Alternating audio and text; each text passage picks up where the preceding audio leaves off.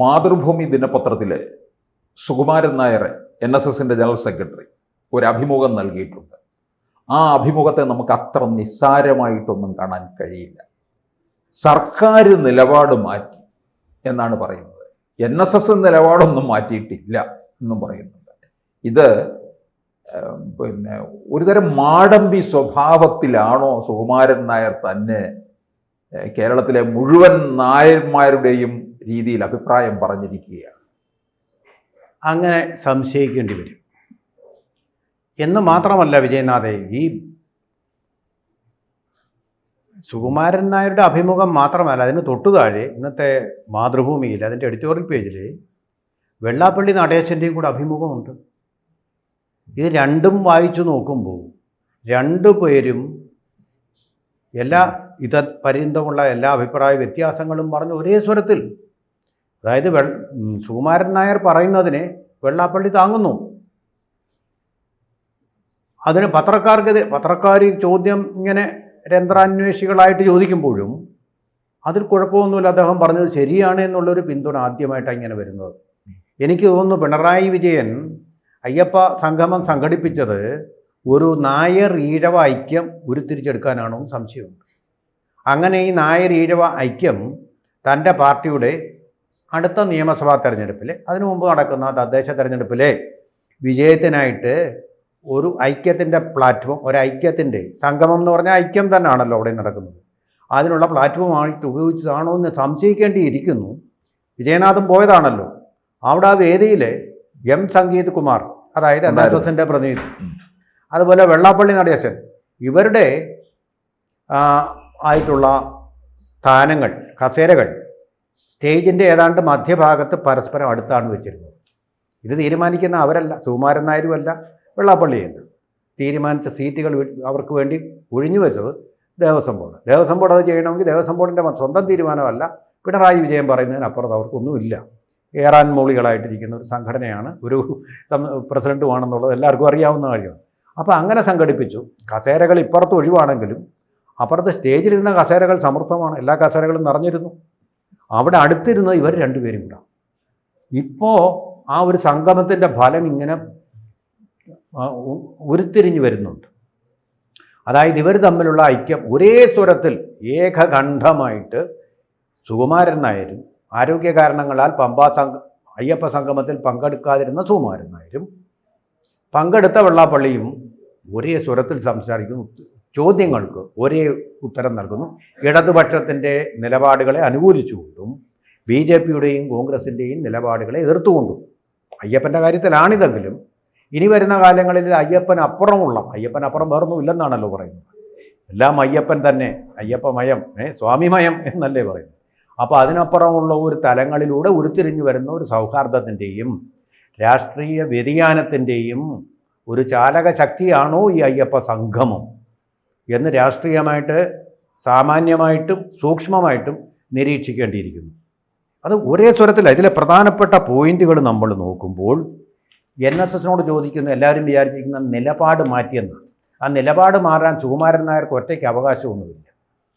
ആ നിലപാട് മാറ്റിയോ എന്നുള്ള ചോദ്യത്തിന് നൽകുന്ന ഉത്തരം വളരെ പ്രസക്തമാണ്. വിജയനാഥ് പറഞ്ഞ പോലെ നിലപാട് മാറ്റിയിട്ടില്ല. നിലപാട് മാറ്റിയത് സംസ്ഥാന സർക്കാരാണ്. സാധാരണഗതി ശബരിമലയോടുള്ള സമീപനം, അതെ, നിലപാട് മാറ്റി എന്നുള്ള. ഇപ്പോൾ ഇതുവരെ സംസ്ഥാന ഗവൺമെൻറ് ഇതുവരെ ഒരക്ഷരം മിണ്ടിയിട്ടില്ല. അല്ല, അവരുടെ വിചാരം അതിനകത്ത് പറയുന്നത് ബിന്ദു അമ്മണിയെ അവിടെ കൊണ്ടുവരാത്തതാണ് ഏറ്റവും വലിയ കാര്യം. ഈ ബിന്ദു അമ്മണി ആരാണ്? ബിന്ദു അമ്മണിയായിട്ട് ശബരിമല എന്തിനാ ഇതിനകത്ത് ഇത്ര താരതമ്യപ്പെടുത്തുന്നത് എന്നുള്ളതാണ്. അത് റിവേഴ്സായിട്ട് വന്നാൽ ഉത്തരവല്ല. അത് അങ്ങോട്ട് ചോദിച്ച് പറയിപ്പിച്ചതാണ്. പത്രക്കാരൻ അങ്ങോട്ട് ചോദിച്ച ചോദ്യമാണത്. ആ ചോദ്യത്തിന് ഉത്തരമായിട്ട് പറഞ്ഞതാണ്. ഇദ്ദേഹം സ്വയമേവ ബിന്ദു അമ്മണി എന്നുള്ളൊരു പേര് പറഞ്ഞതേ ഇല്ല. പറഞ്ഞത് ബിന്ദു അമ്മണിയെ കൊണ്ടുവന്നില്ല, നല്ല കാര്യമല്ലേ, പിന്നെ അതൊരു നല്ല കാര്യമല്ലേ, ഗവൺമെൻറ്റിൻ്റെ നിലപാട് മാറ്റമല്ലേ എന്നുള്ളതാണ് പറഞ്ഞത്. നിലപാട് മാറ്റത്തിൻ്റെ ഭാഗമായിട്ട് അതിനെയും കൂടെ സപ്പോർട്ട് ചെയ്യുക. ഇവിടെ സാധാരണഗതിയിൽ LDFനെ പോലൊരു മുന്നണി എന്ന് പറഞ്ഞാൽ തീരുമാനം എടുക്കുന്നത് മുന്നണി യോഗം ചേർന്നാണ്. CPM ആണെങ്കിൽ അതിൻ്റെ സംസ്ഥാന സെക്രട്ടേറിയറ്റും ഒക്കെ ചേർന്നാണ് തീരുമാനം എടുക്കുന്നത്. നിലപാട് മാറുക എന്ന് പറയുന്നത് അവരെ സംബന്ധിച്ചിടത്തോളം അസാധാരണമായിട്ട് മാത്രം സംഭവിക്കുന്നൊരു കാര്യമാണ്. CPIയുടെ നിലപാട് മാറിയെന്ന് പറഞ്ഞാൽ അവരുടെ പഞ്ചാബിൽ തന്നെ ഇപ്പോഴും നടന്നത് പഞ്ചാബിലെ ഗുരുഗ്രാമിലാണ് നടന്നത്. അവിടെ ദേശീയ സമ്മേളനത്തിൽ, ആ ദേശീയ സമ്മേളനത്തിലൊക്കെ വെച്ച് അവർ നിലപാട് മാറ്റൂ. അങ്ങനെ കടുംപിടുത്തമുള്ള ഈ പാർട്ടികൾ നിലപാട് മാറ്റിയെന്ന് സുകുമാരൻ നായർ പച്ചയ്ക്ക് അങ്ങ് പറയുക. എന്നിട്ട് CPM-ൻ്റെ ഒരാളോ മുന്നണിയുടെ ഒരാളോ ഇതുവരെ അത് നിഷേധിച്ചിട്ടുമില്ല. നിലപാട് ഇപ്പം ബിനോയ് വിശ്വം ഇത് കേട്ടില്ല, അത് പഞ്ചാബിലായിരിക്കും. അല്ലെങ്കിൽ നിലപാട് ഞങ്ങൾ മാറ്റിയെന്ന് NSSന് എങ്ങനെ പറയാനാവുമെന്ന് ചോദ്യം ചെയ്യും. അദ്ദേഹം പച്ചയ്ക്ക് പറഞ്ഞിരിക്കുക, നിലപാട് മാറ്റിയത് സംസ്ഥാന സർക്കാരാണ്. ഇങ്ങനെ നിലപാട് മാറ്റാൻ പറ്റുന്ന ഒന്നല്ല കമ്മ്യൂണിസം എന്ന് പറയുന്നതും ഇടതുപക്ഷ മുന്നണി എന്ന് പറയുന്നതും. പക്ഷെ മാറ്റിയെന്ന് ഇദ്ദേഹം അവകാശപ്പെട്ടിരിക്കുകയാണ്. അതുപോലെ ഇദ്ദേഹം പറയുന്ന രണ്ട് കാര്യങ്ങൾ, ഈ അടുപ്പം വരാൻ കാര്യം, സംസ്ഥാന സർക്കാർ ആചാരവും വിശ്വാസവും സംരക്ഷിക്കുമെന്ന് ഉറപ്പ് നൽകിയിട്ടുണ്ട്. ആര് വഴിയാണെന്ന് പറയുന്നില്ല. അതാണ് രഹസ്യമായിട്ട് VN വാസവനെ അയച്ച് പിണറായി വിജയൻ ഇദ്ദേഹത്തെ വിശ്വാസത്തിലെടുത്തത്. പിന്നെ കോൺഗ്രസിനെ പറ്റി ചോദിച്ചതിന് ഉത്തരം പറഞ്ഞതാണ് ഏറ്റവും. കോൺഗ്രസിന് ഭരണമില്ല, പിന്നെ അവരെന്ത് ചെയ്യുമെന്ന് ലേഖകൻ ചോദിച്ചതിന് ഉത്തരമായിട്ട് പറയുന്നത് ഇങ്ങനെയാണ്. അതായത് അവർ എന്ന് പറഞ്ഞാൽ കോൺഗ്രസ് കള്ളക്കളി കളിക്കുന്നു. ഇത്രയും കട്ടിയുള്ള ഒരു വാക്ക് സുകുമാരൻ നായർ അടുത്ത കാലത്തൊന്നും ഉപയോഗിച്ചില്ല. കാര്യം എന്താണെന്നറിയാം? VD സതീശനാണ്. സമുദായ നേതാക്കന്മാരുടെ തെണ്ണ കയറി നിരങ്ങാൻ ഞങ്ങളില്ല. ആ പ്രകോപനത്തിൽ രമേശ് ചെന്നിത്തല വരില്ല എന്ന് പുള്ളിക്കറിയാം. ഇനി വരാൻ സാധ്യതയുള്ള VD സതീശനാണ്. അതിനൊരു തിരിച്ചടി തന്നെയാണിത്, സംശയമൊന്നുമില്ല. VD സതീശൻ്റെ ഈ വെടുവാക്കുകൾ ഉണ്ടാക്കുന്ന പ്രത്യാഘാതങ്ങളിൽ ഒന്നാണിതെന്നേ ഞാൻ വായിക്കുന്നുള്ളൂ. അതുപോലെ തന്നെ കേസിൻ്റെ കാര്യം, കേസെല്ലാം പിൻവലിക്കാൻ പറ്റില്ലെന്നുള്ളത് VN വാസവൻ ഇദ്ദേഹത്തെ അറിയിച്ചു. കാരണം പൊതുമുതൽ നശിപ്പിക്കൽ എന്ന് പറയുന്നത് കോടതി തന്നെ പറഞ്ഞിട്ട് അത് ഗുരുതരമായ കുറ്റം, അതിന് നഷ്ടപരിഹാരം നശിപ്പിച്ചവർ കൊടുക്കണം. ആ കേസ് ഒഴികെ എല്ലാ കേസുകളും പിൻവലിക്കും എന്നുള്ള ഉറപ്പാണ് കൊടുത്തിട്ടുള്ളത്. അത് അദ്ദേഹം പറയുന്നുണ്ട്. പൊതുമുതൽ നശിപ്പിച്ചത് മറ്റൊരു തരം കേസ്, 2 വകുപ്പാണ്. റോഡ് തടഞ്ഞ വിഷയത്തിലെ കേസുകൾ ഇല്ലാതാക്കും. അതായത് സഞ്ചാരം തടഞ്ഞ, അങ്ങനെ തടഞ്ഞൊന്നുമില്ല, സൈഡിൽ കൂടെ പോയി കഴിഞ്ഞാൽ എങ്ങനെ സഞ്ചാരം തടയുന്നത്, അത് മുഴുവൻ പിൻവലിക്കും. പക്ഷേ പൊതുമുതൽ നശിപ്പിച്ച കേസ് നിയമപ്രശ്നമുണ്ട്, അതുകൊണ്ട് അത് ഇല്ലാതാക്കാൻ പറ്റില്ലെന്ന് പറഞ്ഞിട്ടുണ്ട്. സുകുമാരൻ നായർ അത് എൻഡോഴ്സ് ചെയ്തിട്ടുമുണ്ട്. അതുപോലെ ഏറ്റവും പ്രധാനപ്പെട്ട ഒരു കാര്യം, പ്രധാനമന്ത്രി വിദേശത്തിപ്പോൾ നിമിഷ ഫാത്തിമയെ പോലുള്ള ആൾക്കാർ കടന്നു കഴിഞ്ഞാൽ എന്തെല്ലാം തന്ത്രങ്ങൾ കാട്ടി അവരെ രക്ഷപ്പെടുത്തും പ്രധാനമന്ത്രി, ആഭ്യന്തരമന്ത്രിയും രാജ്യരക്ഷാമന്ത്രിയും വിദേശകാര്യമന്ത്രിയും. പക്ഷെ അതുപോലൊരു തന്ത്രം സ്വീകരിച്ചുകൊണ്ട്